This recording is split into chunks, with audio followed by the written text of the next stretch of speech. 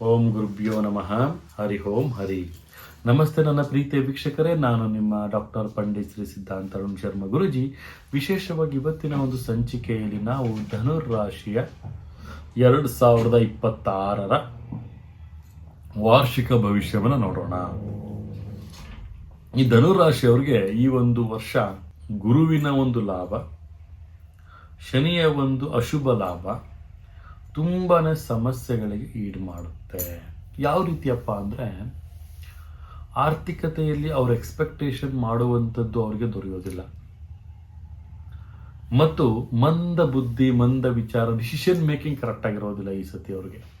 ರಾಹುವಿನ ವಕ್ರದೃಷ್ಟಿ ನೇರವಾಗಿ ಅವ್ರ ಮೇಲೆ ಬೀರೋದ್ರಿಂದ ಸ್ವಲ್ಪ ಅವ್ರಿಗೆ ಡಿಸಿಷನ್ ಮೇಕಿಂಗಲ್ಲಿ ತುಂಬಾ ಸಮಸ್ಯೆಗಳು, ಇನ್ನೊಬ್ಬರ ಸಲಹೆ ಬೇಕೇ ಬೇಕು. ಅದರಲ್ಲೂ ವಿಶೇಷವಾಗಿ ನಾನು ಹೇಳೋದೇನಪ್ಪ ಅಂದರೆ, ಯಾವುದೇ ಡಿಸಿಷನ್ನ ಆತುರದ ನಿರ್ಧಾರ ಬೇಡ ಅಂತ ಹೇಳ್ತೀನಿ. ಆತುರದಿಂದ ಅವ್ರು ನಿರ್ಧಾರ ಮಾಡಿದ್ರೆ ಅದಕ್ಕೆ ತುಂಬಾ ಒಂದು ಸಮಸ್ಯೆಗಳು ಬರುವಂತಹ ಸಾಧ್ಯತೆ ಅವ್ರಿಗೆ ಬರುತ್ತೆ. ಜಾಗೃತಿಯಾಗಿರ್ಬೇಕಾಗುತ್ತೆ ಅವರು. ಆರ್ಥಿಕತೆಗೆ ಲಾಭ ಮತ್ತು ವಿಶೇಷವಾಗಿ ನಾನು ಹೇಳೋದೇನಪ್ಪ ಅಂದರೆ, ಧನುರ್ ರಾಶಿಯವರಿಗೆ ಚಾಲೆಂಜಿಂಗ್ ವಿಚಾರಗಳಲ್ಲಿ ಸ್ವಲ್ಪ ಮಂದಗತಿಯ ಒಂದು ಬೆಳವಣಿಗೆ ನಡೀತಾ ಹೋಗುತ್ತೆ. ವ್ಯಾಪಾರಸ್ಥರಿಗೆ ಅಲ್ಪ ಮಟ್ಟಿನ ಲಾಭ, ಹೋಟೆಲ್ ಉದ್ಯಮಿದಾರರಿಗೆ ಉತ್ತಮವಾದಂಥ ಬೆಳವಣಿಗೆ, ಮಾರುಕಟ್ಟೆಯಲ್ಲಿ ಹೂವಿನ ಒಂದು ವ್ಯಾಪಾರ ಮಾಡೋರಿಗೆ ಹೆಚ್ಚಿನ ಲಾಭಗಳು ಈ ಒಂದು ವರ್ಷ ಬರುವಂತಹ ಸಾಧ್ಯತೆ ಕಾಣ್ತಾ ಇದೆ. ಮತ್ತು ಆರ್ಥಿಕತೆಯ ಬೆಳವಣಿಗೆಯ ಜೊತೆಗೆ ಸಾಮಾಜಿಕವಾದಂತಹ ಕಳಕಳಿಯನ್ನು ಸಹಿತ ಇವರು ಹೊಂದಿರ್ತಾರೆ. ಸಮಾಜಮುಖಿಯ ಕಾರ್ಯಗಳನ್ನು ಸಹಿತ 2026 ಇವರು ಮಾಡುವಂತಹ ಸಾಧ್ಯತೆ ಹೆಚ್ಚಾಗಿರುತ್ತೆ. ಒಂದು ಸ್ತ್ರೀಯಿಂದ ಇವರಿಗೆ ಅವಮಾನಗಳು ಆಗುವಂತಹ ಸಾಧ್ಯತೆಗಳು ಕಂಡು ಬರುತ್ತೆ. ತುಂಬಾ ಜಾಗೃತಿಯಾಗಿರಿ. ಪ್ರೀತಿ ಪ್ರೇಮ ವಿಚಾರದಲ್ಲಿ ಅವ್ರಿಗೆ ಮೋಸವಾಗುವಂಥದ್ದು ಜಾಗೃತಿಯಾಗಿರ್ಬೇಕಾಗತ್ತೆ. ನಂಬಿಕೆಯಲ್ಲಿ ಹಣವನ್ನು ಯಾರಿಗಾದ್ರೂ ಕೊಟ್ಟಿದ್ರೆ ಅವರು ಹಣವನ್ನು ಕೊಡಲಿಕ್ಕೆ ತುಂಬ ವಿಳಂಬ ಮಾಡ್ತಾರೆ.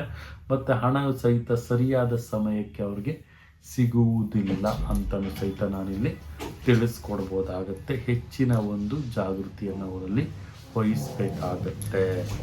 ಆರ್ಥಿಕತೆಯ ಬೆಳವಣಿಗೆಯ ಜೊತೆಗೆ ಸ್ವಲ್ಪ ಮಟ್ಟಿನ ಅವರು ಲಾಭವನ್ನು ಸಹಿತ ಪಡೀಲಿಕ್ಕೆ ತುಂಬಾ ಅವರು ಕಷ್ಟವನ್ನು ಪಡೀತಾ ಇರ್ತಾರೆ.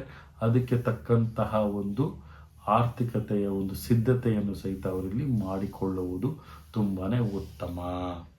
ಮತ್ತು ಮನೆಯಲ್ಲಿ ಸಣ್ಣ ಪುಟ್ಟ ವಿಚಾರಗಳಿಗೆ ಅವ್ರಿಗೆ ವ್ಯವಹಾರದಲ್ಲಿ ವ್ಯಾಪಾರದಲ್ಲಿ ನಷ್ಟಗಳು ಉಂಟಾಗುವುದರಿಂದ ಅವ್ರಿಗೆ ಒಂದು ಮಾತಿಗೆ ಯಾರೂ ಸಹಿತ ಕೇರ್ ಮಾಡೋದಿಲ್ಲ. ಹೆಚ್ಚಿನ ಜಾಗೃತಿಯನ್ನು ಸಹಿತ ಅವರು ಪಡ್ಕೊಳ್ಬೇಕಾಗತ್ತೆ.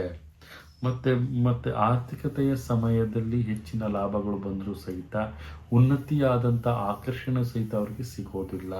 ಮತ್ತು ವ್ಯಾಪಾರ ಕ್ಷೇತ್ರದಲ್ಲಿ ಅತಿ ಹೆಚ್ಚು ಗಳಿಕೆಗಳು ಸಹಿತ ಸಿಗೋದಿಲ್ಲ.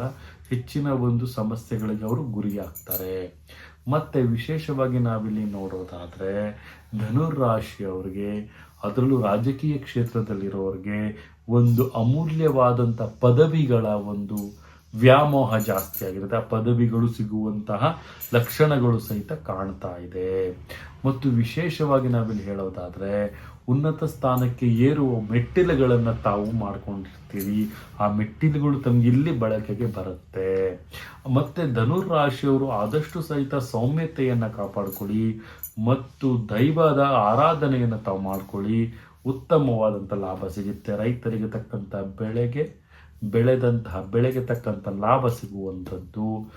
ಮತ್ತು ತಮಗೆ ವೈದ್ಯಕೀಯ ಕ್ಷೇತ್ರದಲ್ಲಿ ಹೆಚ್ಚಿನ ಒಂದು ಬೆಳವಣಿಗೆ, ಸಂಶೋಧನಾತ್ಮಕ ಕ್ಷೇತ್ರದಲ್ಲಿ ಸ್ವಲ್ಪ ಘನತೆ ಗೌರವ ಹೆಚ್ಚಿಕೆಯಾಗುವಂಥ ಸಾಧ್ಯತೆಗಳು ಸಹಿತ ಇಲ್ಲಿ ಕಂಡು ಬರುತ್ತೆ. ಸಣ್ಣ ಕೈಗಾರಿಕೆ, ದೊಡ್ಡ ಕೈಗಾರಿಕೆಯಲ್ಲಿ ಇಳಿಮುಖವಾದಂತಹ ಒಂದು ಲಾಭ ಆಗುವಂಥದ್ದು. ಇಳಿಮುಖತೆ ಅಂದರೆ ಸ್ವಲ್ಪ ಕಡಿಮೆ ಆಗುವಂಥದ್ದು ಲಾಭ ಅಂತಲೂ ಹೇಳ್ಬೋದಾಗುತ್ತೆ.